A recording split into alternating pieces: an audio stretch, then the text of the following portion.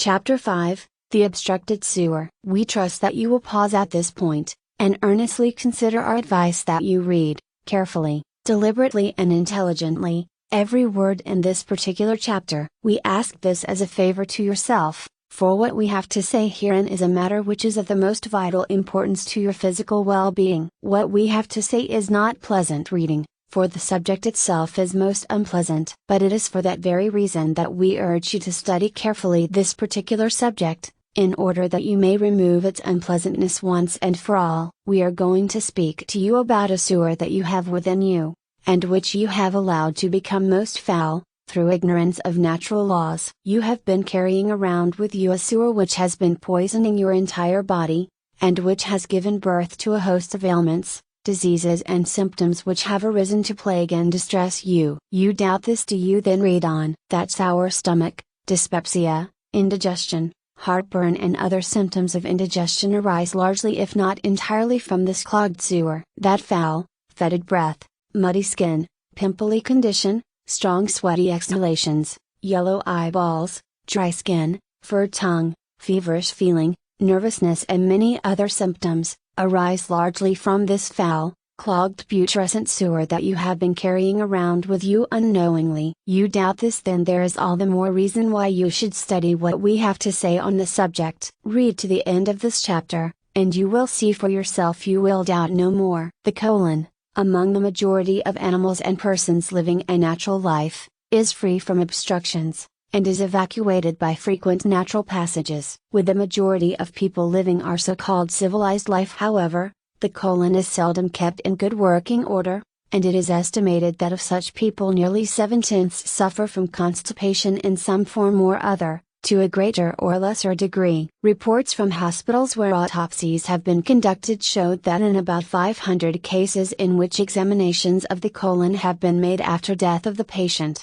but about 50 were found to have colons in a natural condition. The majority were found to be greatly clogged with hardened excrement. The Hindu yogis have known this for centuries, and Western physiologists now admit the fact. Even among persons who claim to have a natural movement every day, there is often a condition of impacted colon manifested. As Dr. Forrest, an American authority, has written, there may be a discharge every day, even more than one, and yet the person may be badly constipated. Bear in mind that, accurately speaking, constipation means a loaded colon. Now, if from one end of this packed organ a small quantity is discharged daily, the colon still remains full by the addition at the other end, and thus constipation is present and continues even though there be a daily discharge. The discharge is from the lower end of the colon only. And, as another well-known American authority has said, daily movements of the bowels are no sign that the colon is not impacted. In fact,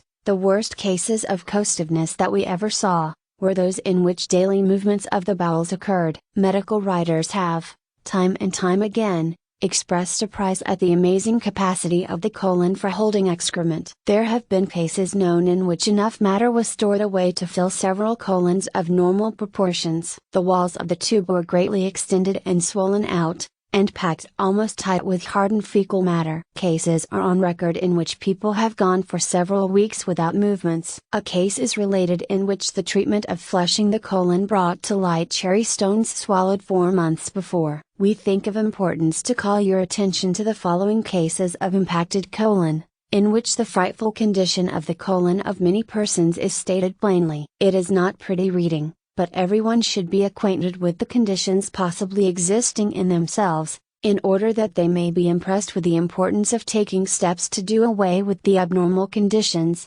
and thus bring about a return of natural functioning and action, which will bring health in its train. We advise you not to skip these cases, but to read every one carefully. Dr. H.T. Turner, of Walla Walla, Washington, U.S.A.,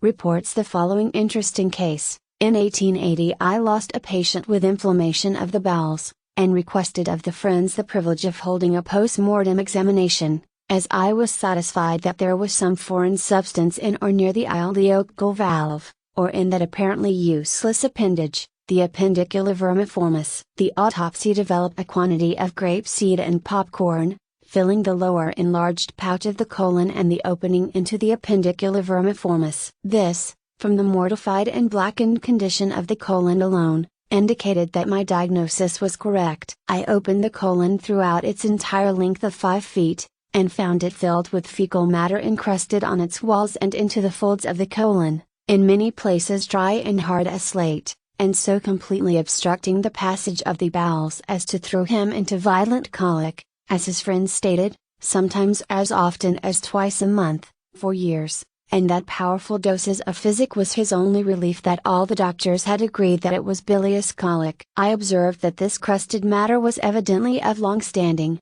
the result of years of accumulation, and although the remote cause, not the immediate cause of his death. The sigmoid flexure, or bend in the colon on the left side, was especially full, and distended to double its natural size, filling the gut uniformly, with a small hole the size of one's little finger through the center, through which the recent fecal matter passed. In the lower part of the sigmoid flexure, just before descending to form the rectum, and in the left-hand upper corner of the colon as it turns toward the right, were pockets eaten out of the hardened fecal matter, in which were eggs of worms and quite a quantity of maggots, which had eaten into the sensitive mucous membrane, causing serious inflammation of the colon and its adjacent parts, and as recent investigation has established as a fact, were the cause of his hemorrhoids, or piles, which I learned were of a year's standing. The whole length of his colon was in a state of chronic inflammation. Still this man considered himself well and healthy until the unfortunate eating of the grapeseed and popcorn,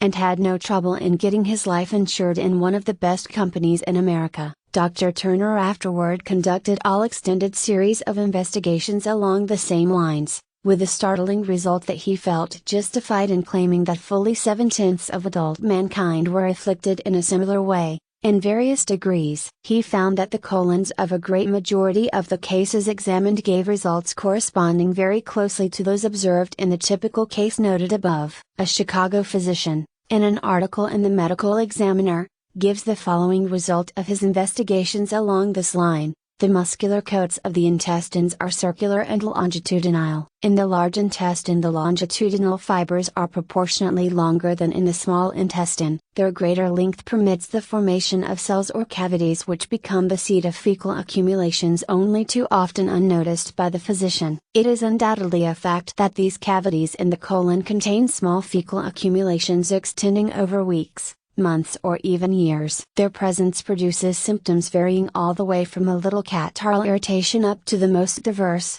and in some cases serious, reflux disturbances. When the cavities only are filled, the main channel of the colon is undisturbed. Occasionally a cavity will become greatly enlarged and filled with feces, reaching even the size of a fetal head, being mistaken for an ovarian tumor or a malignant growth of some abdominal organ. The most common part of the colon to become enlarged is the sigmoid flexure and the cecum. See the diagram in this book. Accumulations can occur in any part of the colon. The ascending colon is much more often filled in life than the books would lead us to believe. Indeed, it may be said that chronic accumulations are oftener to be found in the ascending than in the descending colon, which is also contrary to the assertions of the authors. When the accumulations are large, the increased weight of the colon tends to displace it. Then the transverse colon may descend even into the pelvis. The colon may be filled in an adult so as to present a circumference of 15 inches. These accumulations vary in density. They may be so hard as to resist the knife, and thus be mistaken for gallstones. The mass may be so enormous as to press upon any organ located in the abdomen, interfering with its functions. Thus we may have pressure on the liver that arrests the flow of bile, upon the urinary organs, crippling their functions. Reported cases of accumulations almost exceed human credulity. Enough has been gathered from the colon and the rectum to fill a common-sized pail. Of course such enormous amounts occur only exceptionally. It is not to these that attention is particularly drawn in this paper, because where they are so excessive any physician can detect them by means of an examination by touch. It is to the minor accumulations particularly that we wish to draw attention, the accumulations that we see in the majority of people. Such people contend that the bowels move daily, but the color of their complexion, the condition of their tongue, and above all the color of their feces, are enough to assure us that they are victims of costiveness. Daily movements of the bowels are no sort of a sign that the colon is not impacted. In fact, the worst cases of costiveness that we ever see are those in which the daily movements of the bowels occur. The diagnosis of the fecal accumulations is facilitated by inquiring as to the color of the daily discharges. A black or very dark green color almost always indicates that the feces are ancient. Prompt discharge of food refuse is indicated by more or less yellow color. Absorption of the feces from the colon leads to a great many different symptoms, amongst others anemia, or bloodlessness, with its results, sallow or yellow complexion, with its glossmic spots, furred tongue, foul breath and muddy coat of the eye. Such patients have digestive fermentations to torment them, resulting in flatulent distension which encroaches on the cavity of the chest, which in excessive cases may cause short and rapid breathing, irregular heart action, disturbed circulation in the brain, with vertigo and headache. An over-distended cecum, or sigmoid flexure, from pressure, may produce dropsy, numbness or cramps in the right or left lower extremity. Thus does Western physiology verify the old Hindu yogi teachings of Hatha Yoga. As the reader will have seen by this time, the conditions that make the application of the internal bath a necessity, arise from a violation of some of nature's fundamental laws regarding normal evacuations, brought on by the unnatural habits of life that have followed in the train of civilization. Man in his natural state lives according to nature. He attends to the calls of nature,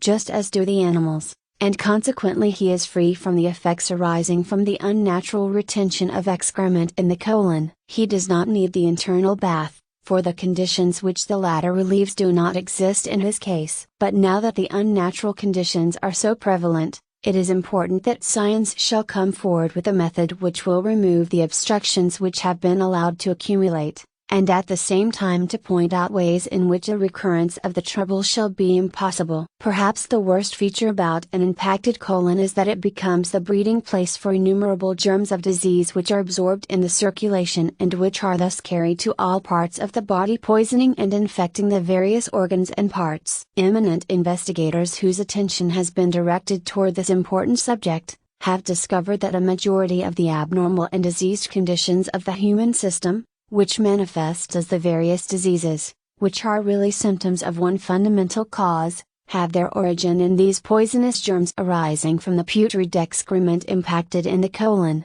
as we have stated above. These germs have been generated in the foul breeding place, and have been absorbed into the circulation and have thence passed to all parts of the system, carrying in themselves the seeds of disease, decay and death. Therefore it follows that instead of treating symptoms it would be wiser to strike right at the root of the trouble and remove the conditions which have brought about the various ailments. How can one enjoy health if he has within his system a foul, clogged up sewer, which sends its poisonous influences in all directions, affecting every organ and part of the body? What would be thought of a city which allowed such a condition in its main sewers, so foulness which sent its poisonous sewer gas and germs into every house in the town? Would not the people arise in their might and insist upon a thorough cleansing process and a subsequent method of preventing a return of a like condition? Then why should not everyone pursue a similar policy in regard to the foul sewer which 7/10 of them are carrying around with them? The cause is usually to be found in ignorance of the true condition of things,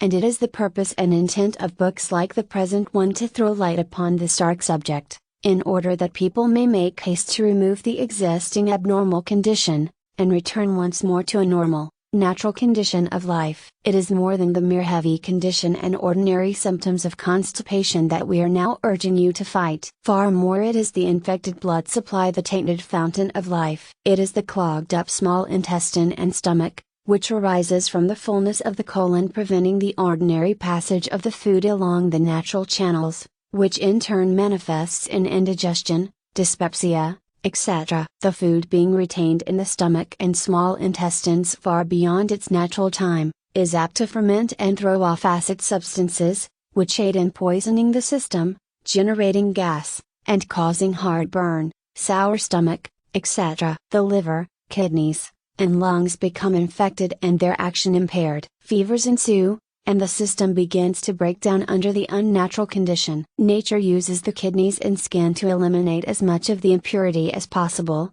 but sooner or later the kidneys become overworked and broken down. The skin becomes muddy, foul and filled with eruptions. These things, and many others, arise from the clogged sewer. Clean out the sewer and the various symptoms and diseases disappear. To sum up the whole matter, we would say that the impacted colon brings about a condition of poison blood, and as the blood is the source of all physical building, the spring of life, as it were, you may readily see that if you will remove the poison from this spring of life, the vital fluid will run pure and free, carrying with it health, strength and power, instead of disease, decay and death. Is not this subject of sufficient importance to justify us in calling your attention to it so vigorously, and by means of the above startling and horrible statement of facts and actual cases? And, now having pointed out the trouble, we hasten on to the method whereby it may be removed.